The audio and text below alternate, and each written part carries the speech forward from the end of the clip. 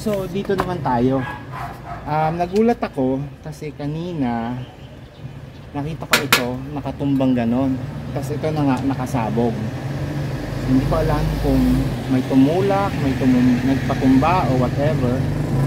Pero ayan, ito nga ayusin natin.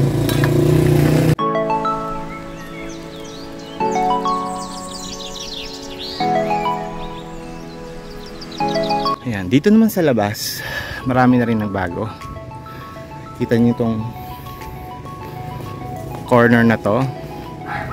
Lumit na. So yun na lang ang corner, puro crotons nandyan. Ito, yung mga nilabas kong kalateya na walang dahon, kailangan ng araw kasi parang masyado siyang naliblib. Okay? Tapos, ito yung round ano ko, vertical garden ko. Nilagyan ko ng halaman kabilaan. Okay naman siya ngayon. Kasi ito yung aking palm. Dito ko muna siya nilagay. Hindi pa natin alam ang gagawin. Ito rin. Ito yung mga technically hinahanapan natin ng pwesto ngayon. Ayan, ang dami nang nawala dito sa part na to. Pero itong aking Dracaena collection, parang gusto kong pagsamasamahin, parang gawing isang centerpiece. Basurahan, lupa. And then ito, plano ko itong tanggalin dito. Yan buong section na yan, plano kong tanggalin. Hindi ko lang alam pa kung saan ko ilalagay. Pinag-aaralan ko pa, pero bakit hindi natin gawin yan? Yan, pinag-aaralan ko pa. Siguro sa susunod na lang kasi meron tayong pupuntahan pang party. Anyway, so ito na, ito yung ating natapon kanina na Sansevieria collection, yung iba. Kasi tumaob talaga siyang gano'n, hindi ko alam kung bakit. Kung binangga siya nitong kotse, dapat lahat ng halaman nakatumba. Ito lang so hindi ko naintindihan kung bakit. So yun pa yung ibang sanse natin. Tapos ayan yung ating mga caladium at saka ayun sa taas. So far okay sila. I'm happy. So itong yung pang-apat na layer tsaka panghuli, yun yung hindi ko pa alam yung plano, yung gagawin natin. Pero I have a slight idea na kung ano. Okay, so mali mo magawa natin ngayon. Pag-isipan natin ngayon. Hi Planchets! Good afternoon. Linggo ng hapon. At tutuloy ko sa inyo, tutuloy ko po natin ulit yung mga pinagagagawa natin. So, itong mga nasa likod ko, nasa paligid ko, ito yung mga konting-konti na lang na kailangan natin gawin para fully maayos yung garden. Okay? So, natapos na natin yung iba-ibang parte ng garden. So, ngayon, konting repotting na lang at pwede na nating mag-fine-tuning lang tayo na pwede na natin gawin sa ibang araw. Okay? So, ngayong linggo, tatapusin na natin ito. Let's go!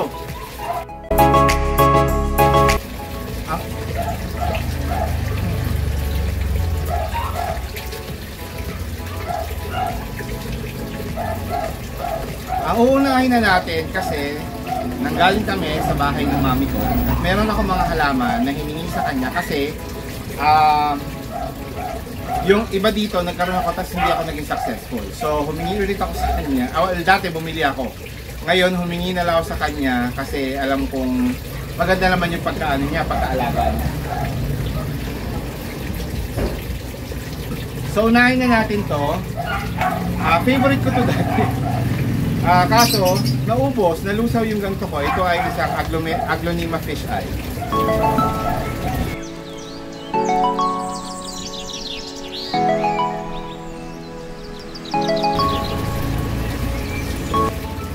Sa mga hindi pa nakakapunta sa garden ng mami ko or hindi nyo pa nakikita, napakita ko na yung one time sa mga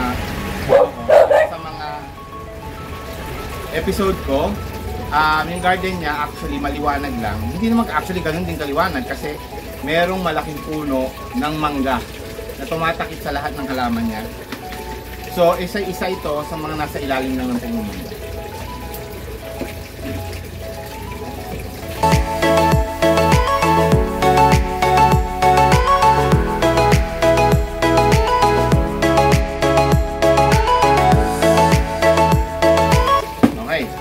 Ano yung mga halaman na to? Una na dito ay itong mga spider plant Ang dami niya nito. So nanguha ko ng mga babies. Kasi actually wala ako ng mga. Maniwala kahit hindi. Nagkaroon ako kaso hindi nag-successful. Tapos yung mga old dati, kumuha ako nito yung mga green lang. Itong isang susunod kong tatanim. Yun yung naging successful sa akin. Kaya naisip ko na kumuha ulit ngayon.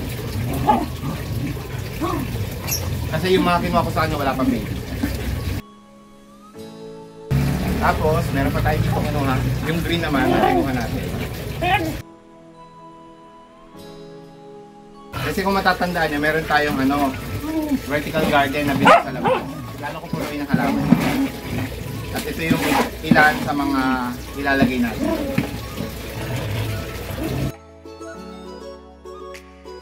So tamang-tama din. Mamaya, kung hindi man uulan, plano ko talagang magdilig ito. At ang isa rin sa mga gusto ko itanim pa ay itong ating Forever Rich.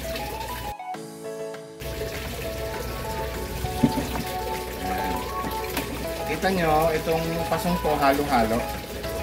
May red malunggay, tas meron propa ng tibati. Tapos itong actual na Forever Rich. So itong Forever Rich, yan, hindi ko na dinalaw masyado.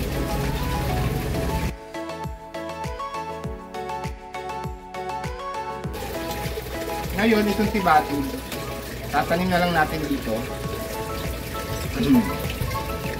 Mamaya na natin ito ilipat, pero lagyan natin ang lupa.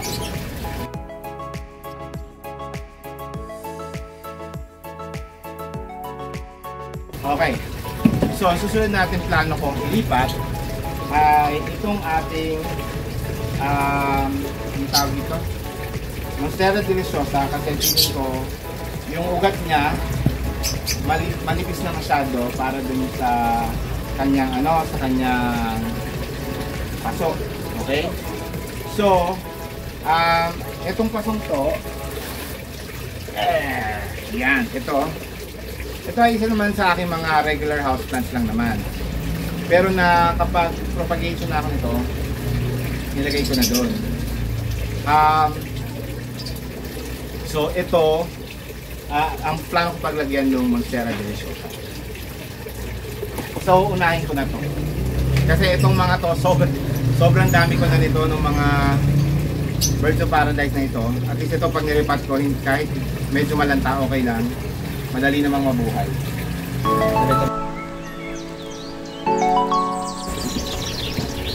Hindi ko na tatanggalin yung ilalim na part.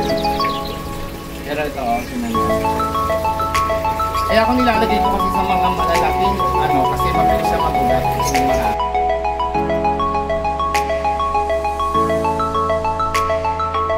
maayos natin yung ugat. So, feeling ko maliit pa rin yung kanyang paso para sa kanyang mga ugat na now, pero pwede pa naman. May chance pa siyang mag-grow. Tanggalin na natin itong mga to kasi wala na naman dahon, nasira na.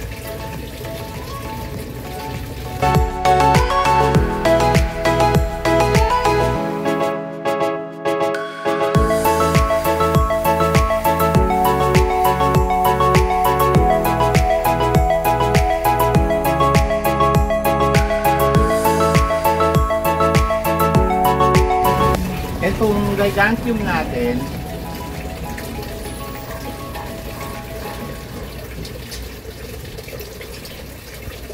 matagal ko na pong planong ilipat to.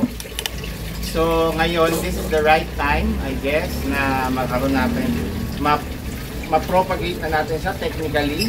Kasi ang taas na niya eh. Tapos ang dami na niyang ugat talaga sa taas. So okay lang yun na may mga ugat na siya sa taas. At ngayon ay pwede na natin siyang putulin kasi nga well established na yung mga ugat na sa taas. At pwede na siyang magsuloy ulit ng bago.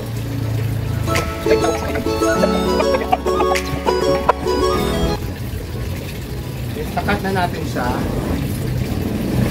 Mamaya natin ito ilalagay. Kung kailangan pa.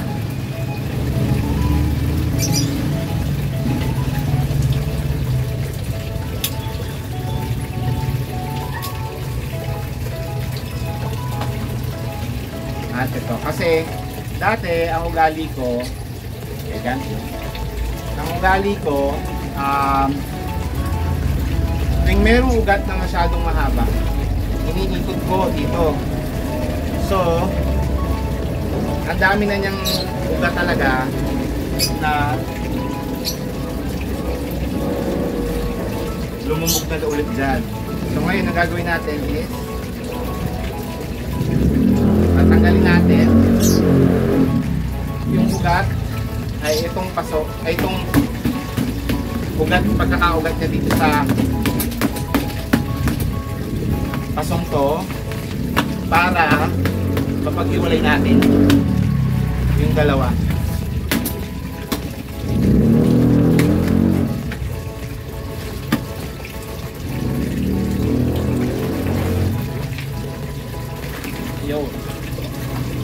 Kung magagawa natin kasi minsan mahirap talaga pag-iwalay pa yung magkakaano na ng ugat.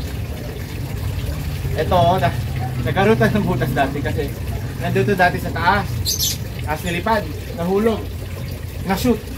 Kaya butas to. Meron kasing tubo doon. Doon pumasok to. Kaya hindi rin siya naipunan ng tubig dahil ang laki-laki ng butas niya.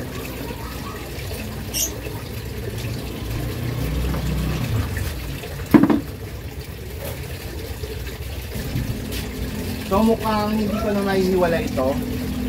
So may plano na lang ako dito sa isang to.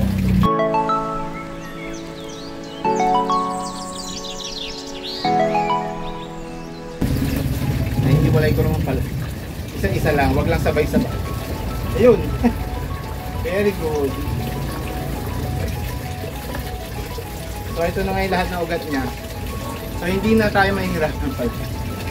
Pero, ayan o. Kita nyo ba yung sulat? Diba?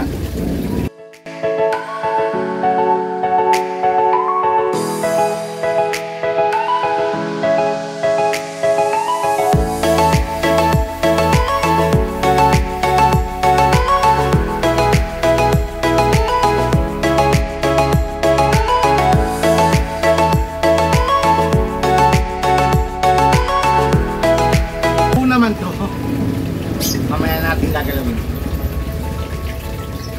Ang susunod natin, lalagyan lang natin ito ng konting harang para hindi magtuloy-tuloy naman yung lupa.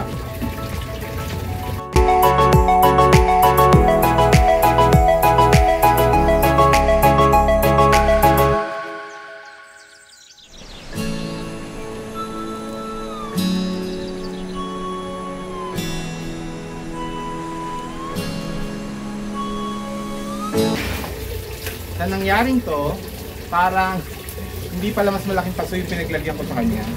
Pero, mas maganda naman kasi mas diretso na siya. Kasi yon ang hirap ipasok dito sa area niya.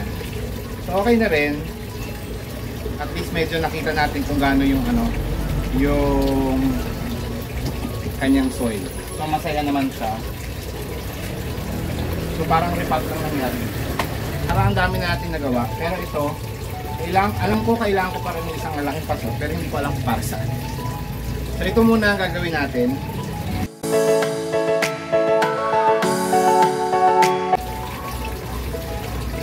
Neon plants, neon photos na mahaba. At kailangan natin ng paggagapangan niya. So iniisip ko na ito na ang gamitin. Tapos ididikit natin siya sa isang poste.